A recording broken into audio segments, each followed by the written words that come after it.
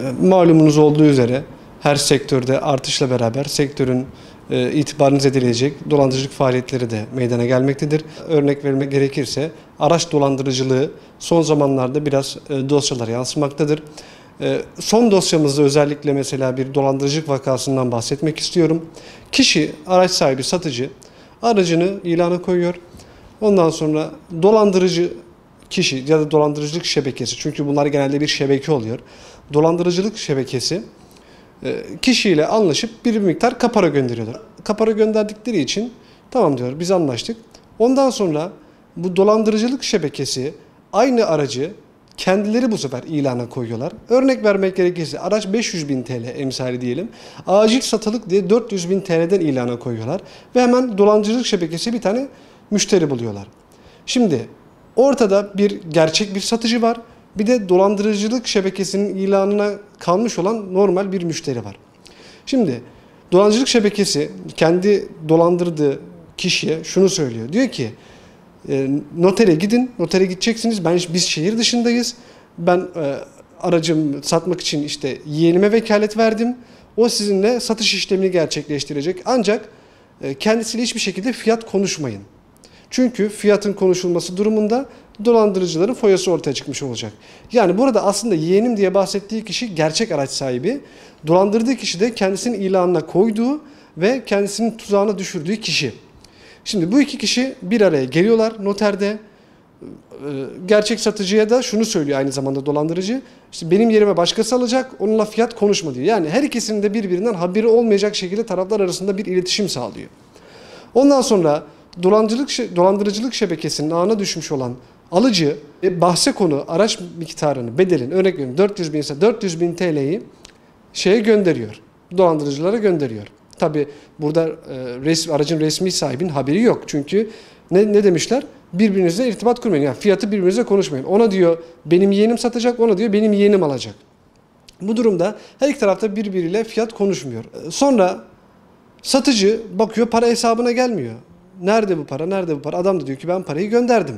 Ama gelmiyor. Ondan sonra anlıyorlar ki işten geçmiş, dolandırılmışlar. Gerçek satıcı her ne kadar devri yapmasa da bir şey olmasa da dolandırıcılık şebekesinin ağına düşmüş olan alıcı ciddi bir şekilde maddi zarara uğruyor. Genelde dolandırıcılık şebekesi şu yöntemi uyguluyor. Hiçbir zaman paranın geleceği banka hesabını kendilerine ait bir hesap seçmiyorlar. Dışarıdan kandırmış oldukları, yine tuzağına düşürmüş oldukları üçüncü bir kişiye diyorlar ki işte biz bir iş yapıyoruz. Özellikle şu yalanı söylüyorlar. Biz borsa ve bitcoin işi yapıyoruz. Senin hesabına para gelecek. Buradan da sana kar payı vereceğiz şeklinde kişiyi kandırıp üçüncü kişinin hesabını kullandırtıyorlar. Yine ısrarla söylüyoruz ki hesabınızı, IBAN numaranızı, banka bilgilerinizi üçüncü bir kişilere kesinlikle ve kesinlikle vermeyin. Böyle bir şekilde sizin hesabınıza dolandırıcılık parası gelip siz de bu nedenle bir ceza soruşturma ve kovuşturmasına maruz kalabilir. Hatta tutuklamalara kadar gidebilir bu durum. Öne çıkan hususlar en öncelikle kilometre düşürülme hadisesi.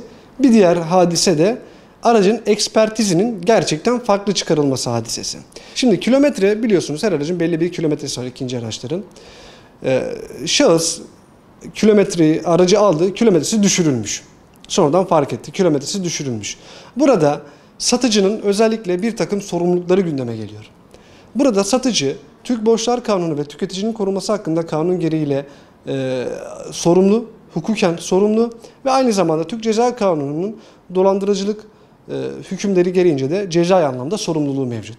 Burada alıcıya tavsiyemiz ilk başta kilometrenin gerçek olup olmadığının belli başlı tespit için belli başlı yöntemler var. Aracı almadan önce mutlaka kilometrenin orijinalliğini kontrol ettirmesi gerekiyor. Bu bir. İkinci olarak diyelim ki ettirmedi. Böyle bir kilometre düşürme hadisesi meydana geldi. Bunu fark etti. Burada alıcının da satıcıya karşı bir takım talepleri gündeme gelebilir. Aracı iade edeceğini bildirip sözleşmeden dönebilir. İkinci husus bedelde indirim talep edebilir.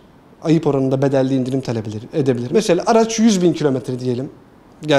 Aracın 100.000 kilometreli fiyatı 1 milyon TL diyelim. Ama 300.000 kilometreli fiyatı 800.000 TL diyelim. Adam 100.000 kilometre olduğuna inanarak 1 milyon TL verdi. Aslında o aracın ederi 800 bin TL normal piyasa şartlarına göre. Aradaki farkı talep edebilir.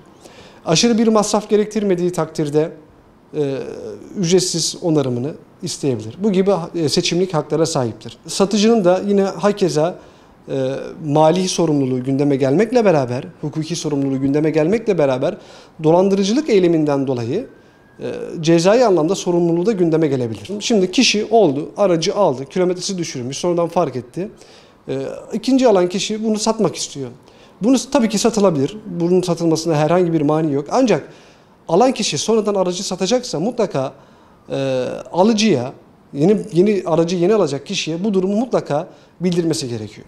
Çünkü yarın öbür gün bunu bildirmezse kendisi de ilk olaydaki gibi hem hukuki hem de cezai anlamda sorumluluk sahibi olur. Diğer bir husus, ekspertiz dediğimiz genel itibariyle işte kaporta, boya gibi hususlarda ekspertiz dediğimiz husus ön plana çıkıyor.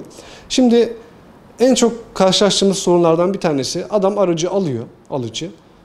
Ekspertize götürüyor. Ekspertizde bir şey çıkmıyor ancak gerçekte işte örnek veriyorum kaputu değişmiş, bagaj kapağı değişmiş, şu tarafı boyalı, burası değişen vesaire gibi sorunlar gündeme gelebiliyor. Burada da ilk başta önemli belirtmek gerekir ki mutlak surette alıcı kendi güvendiği, bildiği bir ekspertizde ekspertiz yaptırmalıdır. Diyelim ki ekspertiz raporu hatalı çıktı. Burada da yine ekspertiz firmasının satıcıyla beraber ayıptan dolayı müteselsiz sorumluluğu gündeme gelir. Yine kilometre düşürme hadisesinde olduğu gibi alıcının seçimlik hakları, işte sözleşmeden dönme, işte tazminat vesaire gibi hakları hem satıcıya hem de ekspertiz firmasına karşı ileri sürme hakkına sahiptir. Sık karşılaştığımız sorunlardan bir tanesi, herkesin artık kazanç elde etmek amacıyla ikinci el alım satımına doğru yönelmiş olması. Yani normalde vatandaş bakıyorsunuz erkek kuaförü ama araç alıp satıyor. Öncelikle bizim tavsiyemiz alanında güvenilir esnaflarla, işte bu işin erbabı olan, bu işin ticaretini yapan güvenilir kişilerden araçların alınması. Yoksa diğer türlü bu gibi hususlar çok fazla gündeme gelebiliyor. Ve aynı zamanda aracı alırken, aracı almadan önce gerek kilometre sorgusunun şaseden, gerekse işte değişen boya vesaire gibi hususların yine şaseden sorgulaması yapılabiliyor. Bunların yapılması ve güvenilir, bu işte gerçekten kendini kanıtlamış ekspertiz firmalarından rapor alınmasını tavsiye ediyoruz. Genelde taraflar birbirleriyle ilk etapta telefon vasıtasıyla iletişim kuruyorlar. Telefonda ticari bir şekilde anlaşıyorlar. Ondan sonra belli bir kapora ödeniyor. Ondan sonra noterde görüşüyorlar. Noterde görüşmeden önce tabii ekspertizini falan yaptırıyorlar. Bu hususta alıcılar mutlak surette o aracın satıcısının gerçekten o aracın ruhsat sahibi olup olmadığını mutlaka kontrol etmeleri lazım. Bu bir. Telefonda görüşmüş olduğu hususları yüz yüze mutlaka teyit ettirmeleri lazım. Yani biz bu fiyattan konuşmuştuk, aracı şu şekilde konuşmuştuk vesaire gibi mutlaka gerçek araç satıcısının notere gelen veya ekspertize gelen kişi olduğunu mutlaka teyit ettirmeleri lazım. Bu çok önemli. Zaten ruhsat sahibi noterde satışı yapan kişi ise ondan sonra herhangi bir problem çıkmaz. Kişi parayı ödedikten sonra herhangi bir ekspertizini yaptırıp parasını ödedikten sonra herhangi bir problem, sıkıntı çıkmaz.